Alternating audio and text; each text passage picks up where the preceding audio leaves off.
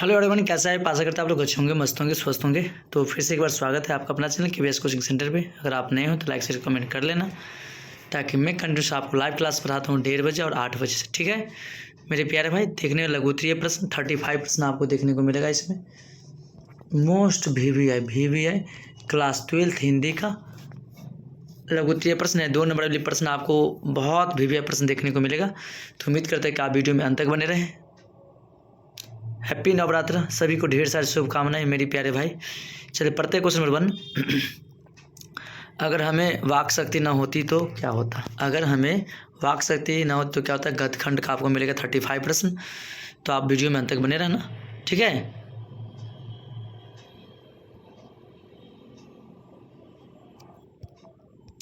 Answer होगा, यदि मनुष्य में वाक शक्ति न होती तो वह सृष्टि गूंगी बहारी रह जाती। क्या हो जाती?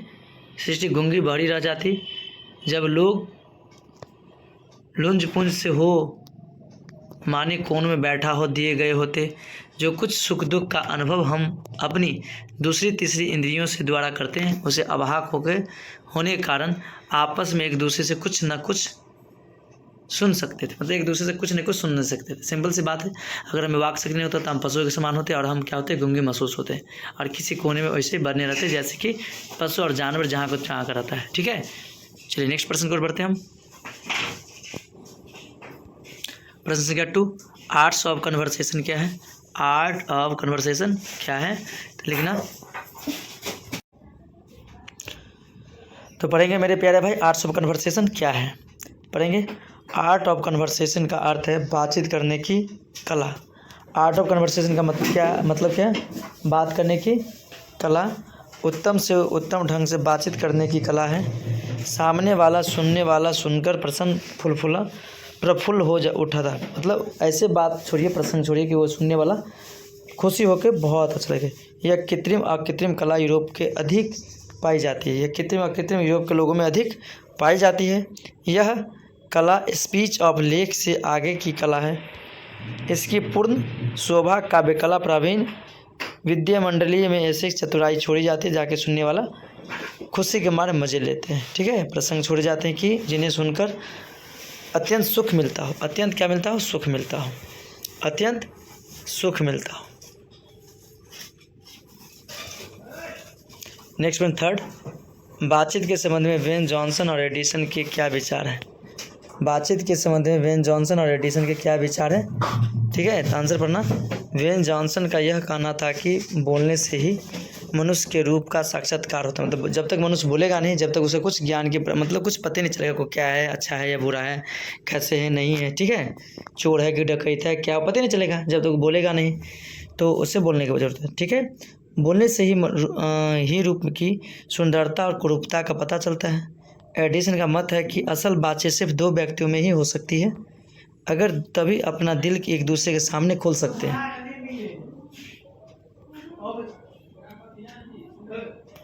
जब 3 हुए तो बात की कोशिश दूर चली जाती, मतलब राम रमोल हो जाएगा। ठीक है, असल बातचीत सिर्फ 2 व्यक्तियों के बीच हो सकते हैं, 2 से अधिक होगा तो क्या होगा? राम रमोल हो जाएगा। ठीक है मेरे प्यारे भाई, चलिए नेक्स्ट प्रश्न पर बढ़ते हम। 4, बातचीत निबंध की विशेषता क्या है? बातचीत निबंध की विशेषता क्या है? तो बातचीत शीर्षक निबंध बालकृष्ण भट्ट ने लिखा है। इस निबंध में विचारों की प्रभावशाली अभिव्यक्ति और तथ्यों की कसावट देखते हुए बनती है। वाक्य शक्ति अनमोल है। लेखक ने वार्तालाप की कला और गोष्ठी वार्तालाप पर भी प्रकाश डाले। मतलब वाक शक्ति अनमोल है। आप जो बोलेंगे वो क्या है? एक अनमोल है। अब अनमोल को अच्छी तरीके से हमें बोलना चाहिए। ठीक है, डाला है। राम रमोल की भी चर्चा लेखक ने की है। एडिसन और जॉनसन के मतों की उद्धारणी ने निबंध को परिशीलन युक्ति निबंध बना दिया है। वाणी पर नियंत्रण रखने को भी लेखक ने अवश्य बताया कि वाणी पर नियंत्रण रखने के भी आवश्यक बताए हैं। ठीक है, हास्य का भी समावेश निबंधों में आवश्यक है। गंभीरता भी आवश्यकता है। गंभीरता भी क्या है? आवश्यकता है। बातचीत निबंध पाठकों को तथ्यों और आनंद से भर देता है। पाठकों से क्या करता है? तथ्यों से भर देता है। मतलब उसकी वाणी अच्छा हो तो बेस्ट ऑफ बेस्ट बन सकते हैं। आप उतने ही बोले जितना आप कर सके, ठीक है ना। ज़्यादा बोले नहीं, कम बोलो, ज़्यादा सुनो। क्योंकि देखो, मुंह एक है, कान दो है, आँख दो है। ज़्यादा देखो, ज़्यादा क्या करो? सुनो। अब बोलो कम। जो आपको परफेक्टली लेते हैं वो आपको एक अच्छे इंसान बना सकता है। आप हैं मैं कुछ बोल रहे यार, आपको कोई बात का वैल्यू ही नहीं देता, मतलब वो कुछ का मतलब नहीं रह जाता है, ठीक है। ये आपको बताना था। नेक्स्ट क्वेश्चन है मेरे प्यारे भाई। लेफ्टन साहब, उसने कहा था कहानी का पात्र की जेब से क्या बरामद हुआ था? लेफ्टन साहब की जेब से बेल का आकार के 3 गोले निकले थे। कितने निकले थे? 3 गोले निकले हुए थे, ठीक है। नेक्स्ट पढ़ेंगे क्वेश्चन नंबर 6। उसने कहा था कहानी का केंद्रीय भाव क्या है? उसने कहा था कहानी का केंद्रीय भाव का, ये मेरे प्यारे भाई VVI प्रश्न है। 10 जो प्रश्न पूछेगा 10 गुना 20 नंबर का, इसमें से आपको 110% देखने को मिलेगा, ठीक है। तो आप याद अंत तक बने रहना इसमें, और ताकि बेहतर से बेहतर कर सको, ठीक है। पढ़ेंगे। चंद्रधर शर्मा गुलेरी द्वारा रचित कहानी उसने कहा था एक प्रेम कहानी है। एक प्रेम कहानी है, यह देवी प्रेम कहानी है, दिव्य प्रेम कहानी है। ऐसी कहानी देखने को नहीं मिलती। अब की प्रेम कहानियाँ शरीर स्तर पर संचारित होती है। मतलब शारीरिक आजकल जो प्रेम होता है ये क्या है? शरीर लेवल का होता है। शरीर का सुख खत्म, वो भी खत्म। यह गुलेरी जी के कहानी है जिनमें दिव्यता, उदारता और भावों की निष्ठान देखने को हमें मिलती है, ठीक है मेरे प्यारे भाई। तो ये इसमें केंद्रीय भाव है। कहानी शुद्ध प्रेम की कहानी है। यह प्रेम की साहित्य कहानी है। कहानी तामसिकता से परहेज रखती है। क्या है? तामसिकता से, जो तामस आती है उससे में क्या रखते हैं? परहेज रखती है। तो आप मैं समझ सकता हूँ कि आप ऐसे बना सकते हो।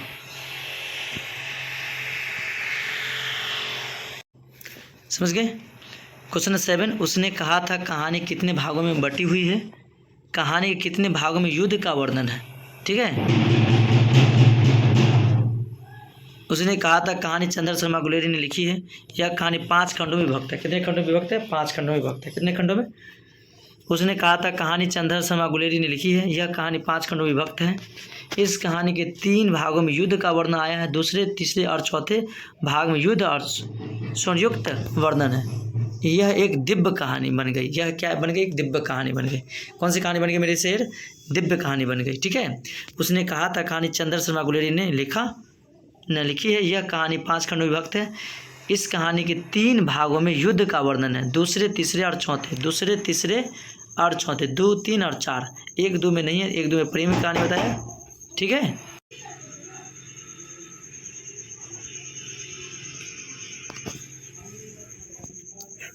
नेक्स्ट क्वेश्चन है 8। जयप्रकाश नारायण की पत्नी का क्या नाम था? वे किसकी पुत्री थी? जयप्रकाश नारायण की पत्नी का नाम है प्रभावती देवी और पिता का नाम ब्रज किशोर प्रसाद। क्या नाम है? ब्रज किशोर प्रसाद नाम, ठीक है। पत्नी का नाम है प्रभावती देवी और पिता का नाम तो उसका ससुर का नाम था ब्रज किशोर प्रसाद, ठीक है मेरे शेर। नेक्स्ट क्वेश्चन है भ्रष्टाचार का जड़ क्या है?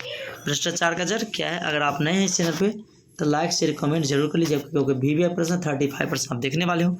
और वीडियो में अंत तक बने रहना। अगर इस बार आपकी बार 450 पार करना है तो आपका अपना चैनल KVS कोचिंग सेंटर पर लाइक शेयर कमेंट जरूर कर लें, ठीक है मेरे शेर। चलिए बढ़ते हैं नेक्स्ट प्रश्न की ओर। क्वेश्चन नंबर पढ़ेंगे। भारतवर्ष में भ्रष्टाचार की जड़ यहाँ की राजनीति में छिपी हुई है। कहाँ पर?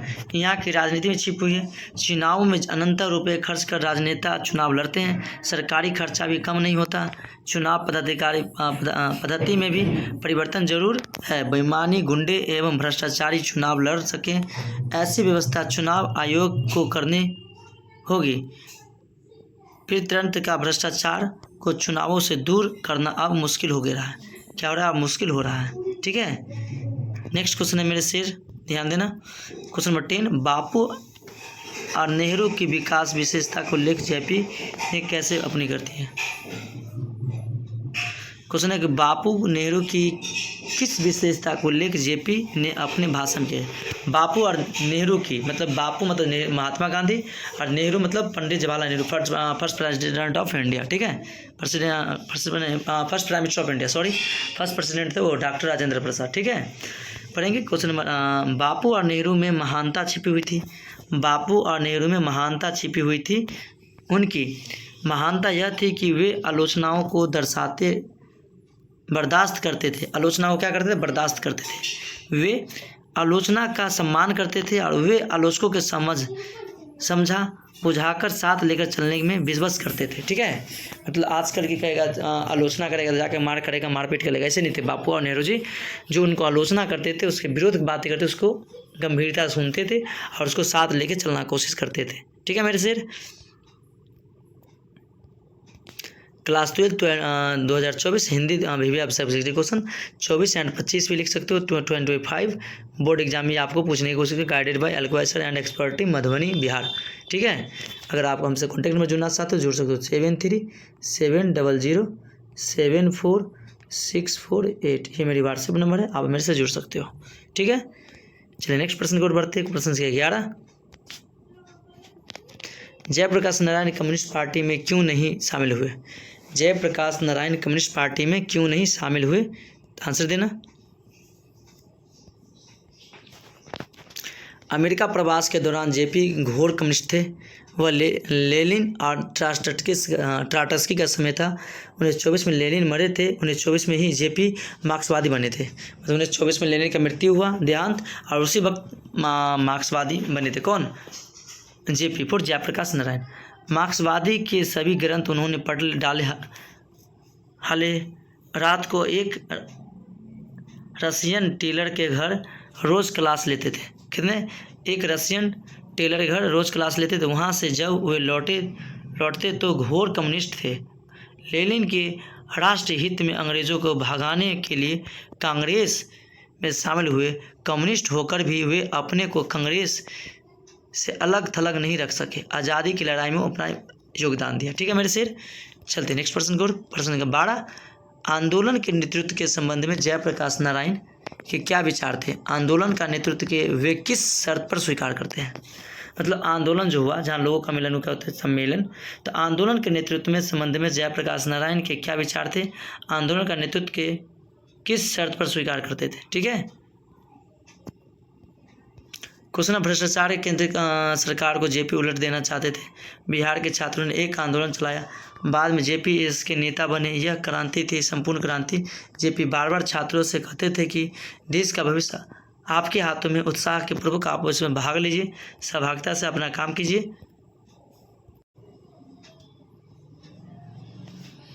तो अंदर शक्ति है, आपके अंदर ही जीवनी है, आपके अंदर आप मेहनत नेता बनिए। जेपी उन्हें सलाह देंगे, लेकिन छात्रों ने नहीं माना, उनके नेतृत्व करने के लिए बाध्य कर दिया। मतलब समझे, जेपी ने क्या बोला? अंदर आपके अंदर शक्ति है, आपके अंदर जीवनी है, आपके अंदर नेता बनिए। जेपी उन्हें सलाह देंगे, लेकिन छात्रों ने उन्हें नहीं माना, उनके नेतृत्व करने की बाध्य कर दी, मतलब उसके नहीं माना। ठीक है, तो कर दिया। जेपी ने तब कहा कि वे सबकी सलाह लेंगे, लेकिन वे छात्रों की बात ज़्यादा सुनेंगे, लेकिन शर्त थी कि फैसला उनका होगा। किनका? जेपी का। इस फैसले को सभी को मानना होगा, तब तो वो जेपी नेतृत्व का मतलब होगा, तभी क्रांति सफल होगी, अन्यथा सभी विचार आएंगे। ठीक है, नेक्स्ट पढ़ेंगे प्रश्न संख्या 13, भ्रष्टाचार की जड़ क्या है? क्या आप जेपी से सहमत हैं? तो इसे दूर करने के लिए क्या सुझाव देंगे? उत्तर, इलेक्शन का खर्च, चुनाव का खर्च बहुत ज़्यादा है। भ्रष्टाचार की जगह क्या? सरकारी गलत नीतियाँ, सरकार चाहते हुए भी इसको बजट खर्च करते हैं, यही भ्रष्टाचार की जगह है। करोड़ों रुपए चुनाव में खर्च होते हैं। एक तरफ गरीब हटाओ का नारा लगाए जाते हैं, समाजवाद का नारा लगाए जाएंगे, चुनाव का खर्च ब्लैक मार्केटियर को, लोगों को इकट्ठे करेंगे अनअकाउंटेड मनी, करोड़ों रुपए रूप से जिसका कोई हिसाब नहीं होगा, कोई किताब नहीं है। जेपी भी चिल्लाते रहे इस चुनाव की पद्धति से, लेकिन इसका कोई मतलब बाहर सुधार उनके लिए नहीं निकल गया। पद्धति में अनमूल परिवर्तन होना चाहिए, चुनाव खर्च कम करना चाहिए, लेकिन जेपी की किसी ने नहीं सुनी। परिणाम था कि वो सत्ता पलट गई, परिणाम की सत्ता पलट गई।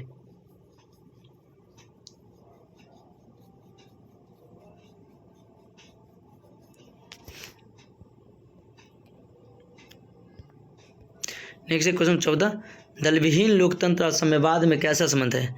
दलविहीन लोकतंत्र सर्वोदय का मुख्य राजनीतिक सिद्धांत है। ग्राम सभाओं के आधार पर दलविहीन प्रतिनिधित्व की स्थापना हो।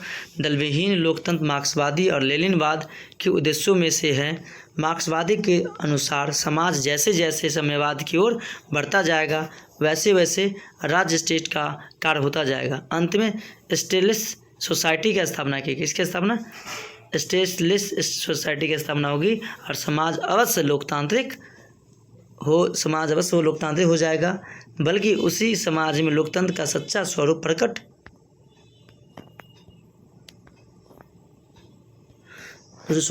होगा। यह लोकतंत्र निश्चय ही दलविहीन होगा।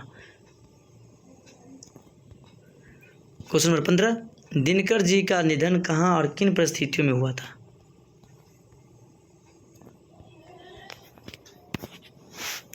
पढ़ेंगे। जब दिनकर जी जयप्रकाश नारायण के घर से विदा हुए तो उसी रात को रामनाथ गोनायक इंडियन एक्सप्रेस के मालिक के घर पर वह मेहमान थे।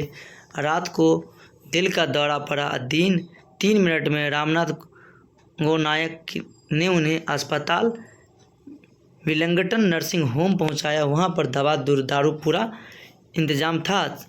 सभी डॉक्टर सब तरह के औजार लेकर तैयार थे, लेकिन दिनकर जी का हार्ट अटैक जिंदा नहीं हो पाया। उसी रात दिनकर जी का मृत्यु हो गई। तारीख थी 24 अप्रैल 1974। 24 अप्रैल 1974 को मृत्यु हो गया। किसका? ठीक है, दिनकर जी का। क्वेश्चन है 16, चुनाव सुधार के बारे में जयप्रकाश जी के प्रमुख सुझाव क्या है? इन सुझावों से आप कितनी सहमत है? बताइए। चुनाव सुधार के बारे में जयप्रकाश के क्या महत्व है? क्या महत्व है? उत्तर, जेपी इन चुनावों की पद्धति में उन्मूलन परिवर्तन करना चाहते थे। वे चुनाव खर्च कम करना चाहते थे। वे गरीबी, किसानों और मजदूरों को चुनाव लड़ने में सक्षम बनाना चाहते थे। वे दल विहीन लोकतंत्र की स्थापना चाहते थे, जिसका कोई दल न हो, कोई नेता न हो, डायरेक्ट होगा। फिर वे स्टेटलेस सोसाइटी की स्थापना चाहते थे और वे जीवित गए बेईमान राजनीतियों को वापस करना चाहते थे। ठीक है मेरे प्यारे भाई। बुलाने का अधिकार बुलाना चाहते थे। वे बेईमानी संपत्ति की जबरदस्ती चाहते थे। यदि वे बातें राजनीति में घटित होंगी तो संपूर्ण क्रांति सफल होगी, लेकिन यूनान इसका उल्टी हुआ। ठीक है, लेकिन इसका परिणाम उल्टी हो गई। क्वेश्चन 17, यदि संधि की वार्ता कुंती और गांधारी के बीच हुई होती तो बहुत संभवतः कि महाभारत न मचता।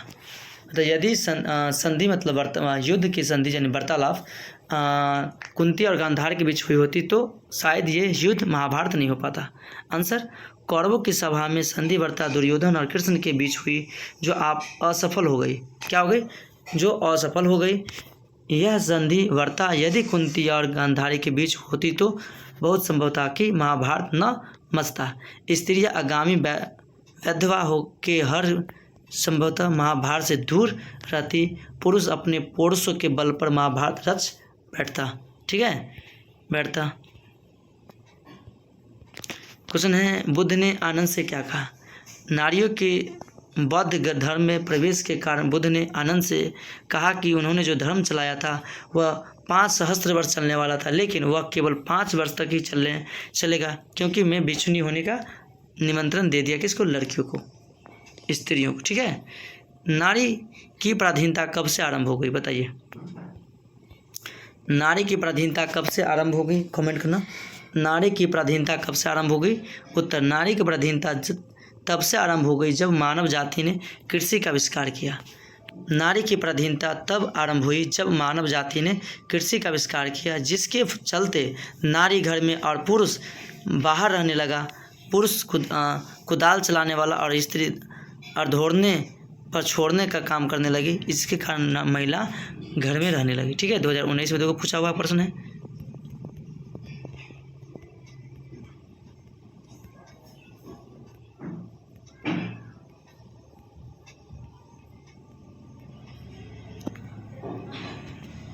नेक्स्ट क्वेश्चन है 20, रोज कहानी की मालती ने किताब का क्या किया था? रोज़ कहानी की मालती ने किताब का क्या किया था? अज्ञे द्वारा रचित कहानी रोज़ की नायिका मालती के पिता ने एक किताब पढ़ने के लिए दी थी और वह 20 पेज प्रतिदिन पढ़ने के लिए कहा था। वह नित्य ही उसके 10 पन्ने 20 पन्ने फाड़ कर फेंक देती थी। क्या करते थे? फाड़ कर क्या करते थे? फेंक देते थे। कौन? रोज़ कहानी की मालती ने किताब का क्या किया? अज्ञे द्वारा रचित कहानी रोज़ की नायिका मालती के पिता ने एक किताब पढ़ने के लिए दी थी जो रो 20 पेज पर 9 फाड़ चीर के फेंक देती थी। नेक्स्ट क्वेश्चन है, मालती घर का वातावरण आपको कैसा लगा? अपने शब्दों में लिखिए। उत्तर, अज्ञे रचित रोज़ की मालती का यथार्थ चलता रहा, उसमें आनंद नहीं था। समय की पाबंदी का पालन मंत्र था, जीवन नीरस हो गई थी। इस विवाह स्त्री अभाव में घुटित जा रही थी, उसका जीवन त्रासदी भरा हो गया था। किसका? मालती का। नेक्स्ट पढ़ेंगे, लेखक अज्ञे और मालती के संबंध में परिचय पाठ के आधार पर दे। लेखक मालती का भाई रिश्ते का भाई है। लेखक मालती का भाई रिश्ते का भाई है। वे दोनों सखीवत मित्रवत रहे। वे एक साथ खेले कूदे। लेखक की पढ़ाई भी मालती के साथ हुई। वे सखी भाव के साथ जिए। वे सुरक्षा और स्वच्छंदता के साथ रहें। कभी भी भाई रूप में भी तो कभी और रूप में, कभी बड़े छोटेपन के बंधनों में नहीं बंधे। ठीक है। नेक्स्ट पढ़ेंगे 13, गैंग्रीन क्या है? पहाड़ियों पर रहने वाले लोगों के पैरों में कांटे चुभते रहे। कांटों पैर से यदि नहीं निकाला गया तो पैर में जख्म हो जाता। इसका इलाज है पैर काटना। कांटा चुभने पर पैर के होने वाले जख्म को ही गैंग्रीन कहते हैं। ठीक है। पहाड़ियों पर रहने वाले लोगों के पैरों में कांटे चुभते रहे। कांटा पैर से यदि नहीं निकाला गया तो पैर में जख्म हो जाता। इसका इलाज है पैर काटना। कांटा चुभने पर यह पैर से होने पर जख्म की तरह गैंग्रीन बनते थे। ठीक है, जिसका ऑपरेशन महेश्वर करते थे। ठीक है मेरे प्यारे भाई, देखो 2019 साइंस में पूछा हुआ IAC।